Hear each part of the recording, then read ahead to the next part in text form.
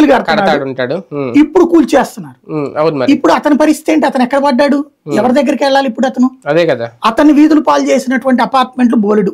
అవును.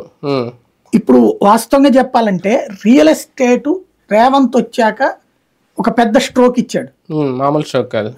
ఏదైతే దాని పేరేమంటారు, ఫార్మాసిటీ ఆపాన్ అనగానే సగం బిజినెస్ ఆగిపోయింది, మొత్తం డౌన్ అయిపోయింది రియల్ ఎస్టేట్. దానికి తోడు ఇతను ముచ్చెర్ల అనేటప్పటికి ముచ్చెర్ల ఏరియాలో పెరిగింది, బట్ అదే సందర్భంలో ఈ మిగతా ఏరియాలన్నీ డౌన్ అయిపోయాయి.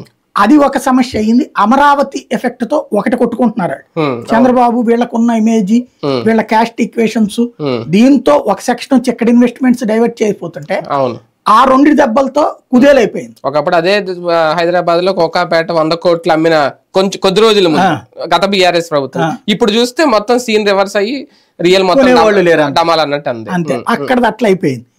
ఇవన్నిటికి తోడు ఇప్పుడు ఈ కూల్చివేతలతో మధ్య తరగతోడు కొనడం మానేస్తున్నాడు. భయపడతారు కదా. ఇప్పుడు మధ్య తరగతోడు జీవితకాలం అప్పు చేసి తీసుకోబోయే దాన్ని ఎవడో చేస్తే, నాకు నిన్న ఎవరో ఫోన్ చేశారు, మాది కాలవ పక్కన ఉందండి, అంటే అది చెరువు కాదు, కాలవ పక్కన దాని మేము ఒక 8 లక్షల రూపాయలు అడ్వాన్స్ కట్టాము, అది దాన్ని ఏమంటారు, మన కాలువలకి పైన వేసేటటువంటిది ఉంటది కదా, చిన్న సైజు వంతెనలాగా, అట్లాంటి దాని దగ్గర ఆ పక్కన ఉంది.